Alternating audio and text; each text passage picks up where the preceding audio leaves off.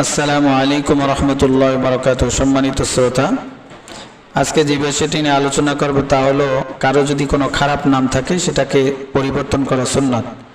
খারাপ নাম বা খারাপ অর্থবহ নাম রাখলে তা পরিবর্তন করে ভালো নাম রাখা সুন্নাত। হযরত আব্দুল্লাহ ইবনে ওমর রাদিয়াল্লাহু তাআলা আনহু বলেন, হযরত ওমর রাদিয়াল্লাহু আনহু এর একটি মেয়ের নাম ছিল আসিয়া, অর্থাৎ অবাধ্যকারিণী। রাসূলুল্লাহ সাল্লাল্লাহু আলাইহি ওয়াসাল্লাম তার নাম রাখলেন জামিলা, অর্থাৎ সুন্দরী।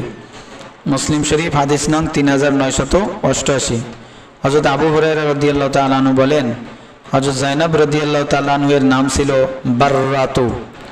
রাসূলুল্লাহ সাল্লাল্লাহু আলাইহি ওয়াসাল্লাম তার নাম পরিবর্তন করে জাইনাব রাখলেন। মুসলিম শরীফ হাদিস নং 3990। খারাপ নামের একটি শিক্ষণীয় ঘটনা। সাহাবী হযরত ইয়াহইয়া ইবনে সাঈদ রাদিয়াল্লাহু তাআলা আনহু বর্ণনা করেন, একবার এক লোক হযরত ওমর রাদিয়াল্লাহু আনহুর কাছে আসলো।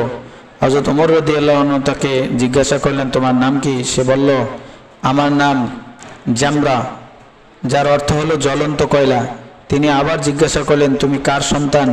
সে বলল, আমি শিহাব, অর্থাৎ অগ্নি স্ফুলিঙ্গ এর সন্তান। হযরত ওমর রাদিয়াল্লাহু তাআলা আনহু জিজ্ঞাসা করলেন, তুমি কোন গোত্রের লোক? সে বলল, হুরাকা গোত্র, অর্থাৎ প্রজ্বলন নামক গোত্রের লোক। তিনি জিজ্ঞাসা করলেন, তুমি কোথায় থাকো? সে বলল, আমি হাররাতুন নার, অর্থাৎ আগুনের উত্তাপ নামক জায়গায় থাকি। তিনি আবার জিজ্ঞাসা করলেন, তুমি কোন এলাকায় থাকো, অর্থাৎ তোমার এলাকার নাম কি? সে বলল, আমি জাতুল লাজা, অর্থাৎ জ্বলন্ত আগুনওয়ালা নামক এলাকায় থাকি। হযরত ওমর রাদিয়াল্লাহু তাআলা আনহু এই কথাগুলো শুনে বললেন, যাও, তুমি গিয়ে দেখবে তোমার গোত্রের সবকিছু জলে ছাই হয়ে গেছে। পরবর্তীতে লোকটি বলল, আমি তাদের কাছে এসে দেখলাম সত্যই তারা সকলেই জলে পুড়ে ছাই হয়ে গেছে। মুয়াত্তা মালিক হাদিস নং 1541। বাবু মা ইয়াকরাহু মিনাল আসমা অধ্যায়ে হাদিসটি উল্লেখ রয়েছে।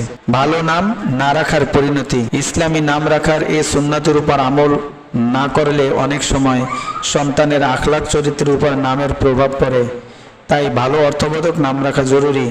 দুঃখজনক বিষয় হলো বর্তমানে আমাদের দেশে নাম রাখার বিষয়ে সুন্নাত তরিকার খেয়াল রাখা হয় না, বরং বিধর্মীদের অনুসরণ করা হয়, যার কারণে অনেক সময় মানুষের নাম শুনলে বোঝা যায় না যে এটা কি কোনো পণ্যের নাম নাকি কোনো জিনিসের নাম। যেমন অনিক, তিব্বত, ঝর্ণা, বন্যা। আবার কখনো নাম বোঝা গেল সে নাম শুনে বোঝা যায় না যে এটা কি মেয়ের নাম নাকি ছেলের নাম।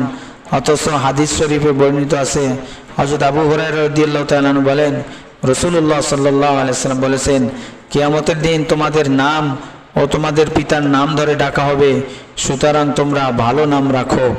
আবু দাউদ শরীফ হাদিস নং 4297। মুসনাদে আহমদ হাদিস নং 20704।